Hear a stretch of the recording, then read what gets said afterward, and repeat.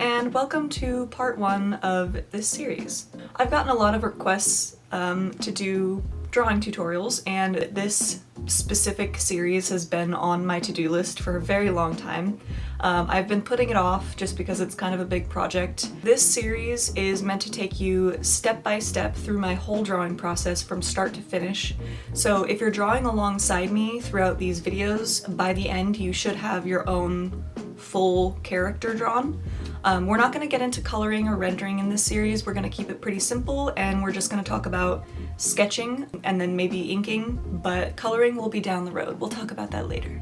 But I hope some of you will find this series helpful and maybe even fun, and I would love to see your drawings at the end if you do choose to draw alongside me. My goal is just to have some of you gain something useful out of this series. So this is part one. This is meant to serve as the intro, the sort of behind the scenes for my drawing process, kind of just to showcase how I prep and plan for my drawings, just because this part of the drawing process does play a pretty significant role in the overall process. I do just want to preface that this whole series, this is not a how to draw series. This is specifically how I draw. None of these videos are going to be like the overall rules for art. There are actually some rules in art and drawing, I know, which is crazy, that I don't follow. If you're just looking to learn how I draw specifically and you want to know the process, this is the series for you. So again, this specific video, we're just going to talk about the prepping and planning that I do for every drawing, because every drawing does have a very rough sketch behind it, which is one of my favorite things to go back and look at, because sometimes you can't even decipher what it is compared to the final product, but my brain can decipher it. And I think it's kind of important to have that part of the process, because it's really where you get your first idea down and you are planning things and trying to figure out whether or not what is in your brain can be translated onto paper. Here are a few examples actually of some of the sketch to finish pieces. It's a really hilarious comparison. Again, some of them you can't really decipher super well, some of them are a little bit clearer. It just depends on how clear the vision is in my head when I'm doing it, and how complicated the idea is. You know, if it's super complicated, I'm not going to be adding a lot of those details to the beginning sketch, because who has time for that, or the patience? But if it's a pretty simple, just like character bust or something, you know, it's pretty easy to figure out what I have planned for that. And sometimes there really is no planning sketch, it's just jumping straight into the character sketch. Again, it really just depends on the complexity of the piece. Now, a big part of why I think this process works so well for me is because I have spent a lot of time in the past doing gesture drawing, life drawing. I did take a couple art classes in college. I took an art class obviously in like high school, and those classes always make you do gesture drawing, which is a lot of fun, honestly. And I really do implore you to take some time and practice, because I do think it has had a significant impact on my ability to draw flowy pieces, to have a lot of movement in my characters, and also it's helped a lot with proportions, which is funny because most of the time with gesture drawing or this type of sketching, you're not really worrying about proportions, you're not worrying about the finer details. But doing enough of this type of drawing has helped me figure out proportions, and has helped me get better at the finer details, which is funny. Now, I'm not going to get into the fundamentals of gesture drawing, like talking about the line of action or any of the actual rules behind this type of drawing.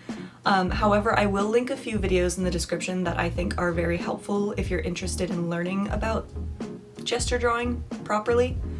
But this is just how I do it, because I've done it so many times, and this is what works for me and what helps me get in the headspace of the piece that I'm working on. This is mainly where I just do, like I said, the planning for the drawing and sort of the thumbnail if I'm planning on including any background or additional characters.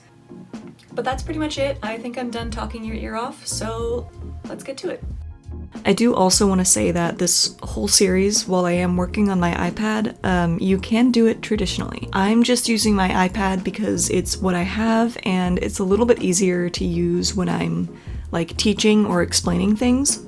So if you only have a pencil and paper, that's absolutely fine. If you're using paint, that's also fine. Whatever you have is going to be totally fine.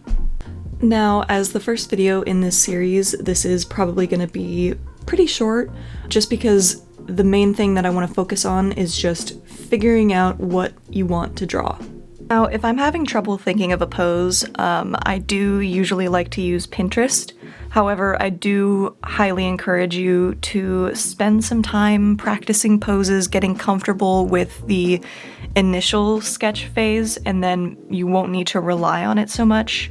Hopefully you should be able to pull some poses from your own imagination and it'll feel a little bit more effortless, if that makes sense. Now for this series specifically, I know that I want to do just a pretty simple, straightforward standing pose. So I'm only going to be sketching some standing poses just to keep on theme and make things a little bit easier. I'm also using the 6B pencil and I have the size turned up pretty high here just because we're not worried about details at all right now. The only thing that we're worried about right now is figuring out pose, movement, things like that. So let's get sketching. So before I really open up Pinterest, I think I'm going to start just with my brain and just get the creative juices going. So the first thing I always start with is a circle, obviously for the head. And then you probably see a lot of artists do this little cross situation here. This is going to be your face. So imagine an eyeball here and an eyeball here. That's going to help determine which way your face is going, and then I kind of just do this little rounded triangle at the bottom, and that's my head. That is absolutely the max amount of details that we're going to be doing today. So once you have your head, we're going to do a little neck, and again, nothing needs to be nice here, nothing needs to be detailed. Don't worry about proportions, don't worry about literally anything. None of this is gonna look nice. So, oops. Gonna draw a little box here for the torso. This is gonna be like the top part of the torso here just before it meets the hips. I'm gonna imagine the hips are right here. So we've got two sections. It definitely helps to make each section of the body just a block. That can make things a little bit easier. But to be honest, even that is a little bit more detailed than I like to get. So the arms, we're not going to worry about anything. We're just going to bring them down like this and pretend that those are the hands. I have drawn this a little bit too big, so we're going to shrink it up a little bit. And we're just going to draw some legs here. Those are the feet. Again, as detailed as it's going to get. And that is it. So we're going to do a bunch of sketching just like this, just to get a feel for what kind of pose we're looking for. Let's shrink her down and move her. Let's go for another one. This time let's do a side profile. So we've got our head. Imagine the eye is right there. They're looking up.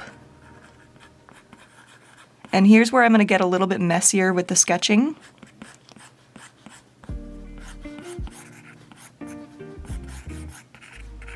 The looser you are, honestly, the better the sketch will turn out. Let's look like they're looking up at something. Maybe it's raining, I don't know. There's another one. Oops. I should have done these on their own separate layers. Let's move her up there. Let's think of another sketch. How about standing straight forward? So here are the eyes.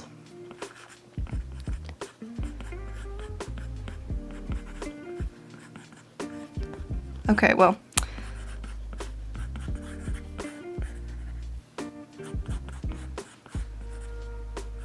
How about hand on hip?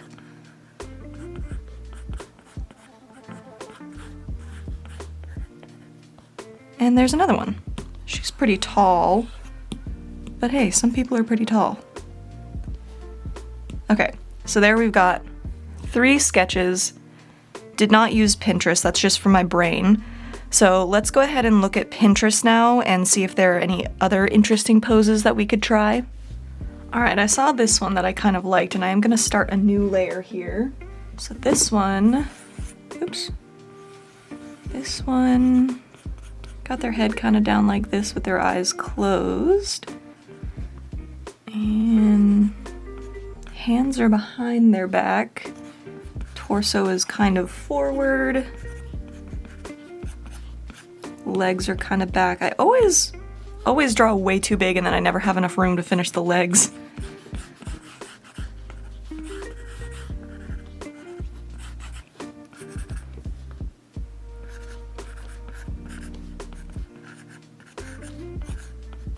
There we go, I kind of like that one. That one's fun. Let's go for another one. Let's go for one with their head kind of this way.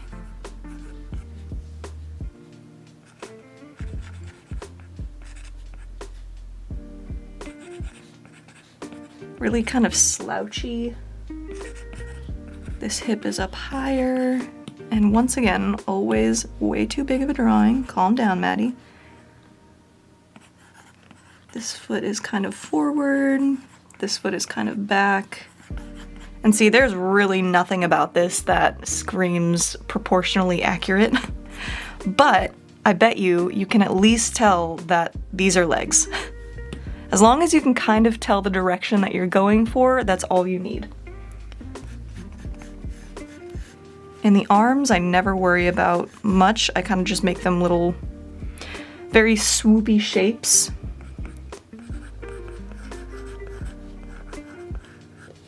Okay, that was cute. I quite like this one, actually. And let's do one more.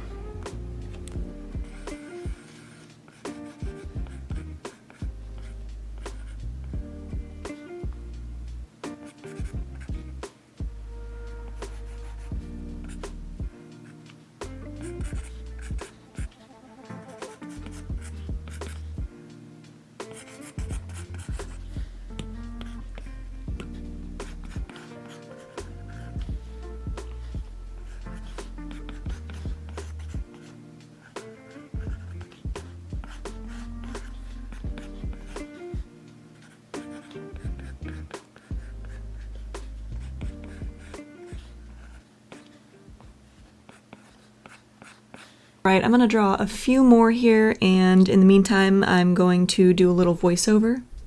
I kind of just want to talk about like this part of my process and why it's important, I think, for my overall art process. I think being comfortable with this planning stage is kind of vital for the overall picture of your final piece. Giving yourself the time to really sit down and look at the canvas and visualize what you want your piece to look like. It'll really help you in all the other stages of the drawing because, one, you're planning where things are going to go on your canvas, you're planning out composition. It can kind of help you save time in the long run because maybe you have this absolutely crazy idea in your head and you're thinking it's going to be great, it's going to look amazing. And you go to start putting it on your canvas and you're like, wait a minute, either this just doesn't make any sense like it did in my head, or maybe I'm not quite capable of drawing what I'm picturing. That happens to me a lot where I have this awesome idea, but I realize that my capabilities aren't quite there yet. And that doesn't necessarily mean that I shouldn't draw it, but it does kind of change the outcome of the drawing and it kind of changes the trajectory of my idea, which I think is helpful. Not that you should limit yourself. I don't think that you should think I'm not capable of drawing this and don't even bother trying. But if I have a very specific idea in mind and I want this piece to really represent my abilities, I will kind of take that into account. I also just think this part of the drawing process, not only is it a lot of fun, but being able to work quickly and get a lot of movement in your initial sketch can kind of help the result of the drawing. It can help your drawing stay flowy and look less stiff. I really think gesture drawing in general is super helpful if you are an illustrator who draws a lot of characters, obviously. So I really do recommend doing this often. I recommend maybe doing an exercise every day if you can, or at least once a week, where you put a time limit on your art. You sit down and say, okay, I'm going to do some gesture drawing, I'm just going to do some planning. You set aside your eraser. Try not to use your eraser. If you can avoid it altogether, that's perfect. If you need to use it a little bit here and there, that's fine. But try to avoid your eraser because we're not working on being perfect here. We're just trying to be quick. So set a timer for 10 seconds, 30 seconds, 1 minute, 5 minutes, because the less time you have, obviously, the quicker you're going to move. And once you start drilling that into your brain, you're going to be a lot more comfortable with these movements. It's going to become muscle memory, and you're going to have a lot more fun with it. I also do really recommend Pinterest. You don't have to always think from your own brain. I know there are some other websites out there with good poses and even those little posable dudes that you can kind of use to come up with your own poses. I don't know any off the top of my head, but if I find some, I will link them in the description for you. I just know Pinterest, and usually I just search up pose reference and go from there. It is absolutely 100% okay to use reference when you are teaching yourself or when you are practicing. I think it is vital.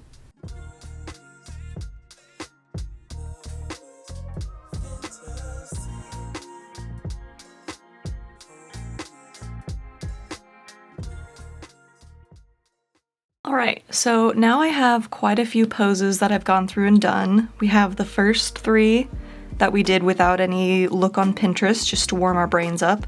I actually quite like these 3, but I don't think I'm gonna go with any of them. Then we have this one, which I also quite like. I like that there would be 2 hands in it. It's a little interesting. We have this one, which I also quite like. I'm a big fan of like 1 arm down, 1 up. I don't know why. We have this one, which I liked the idea of, but I wasn't really feeling it, and you can kind of tell here.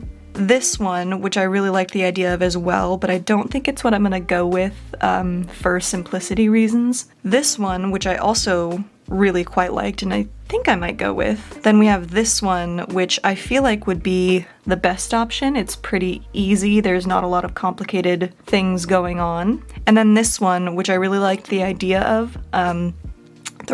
In the reference photo, they had like a baggy sweater on and some baggy pants. I thought that would be kind of fun since it's wintry. But I think for the sake of simplicity, I'm gonna go with this pose.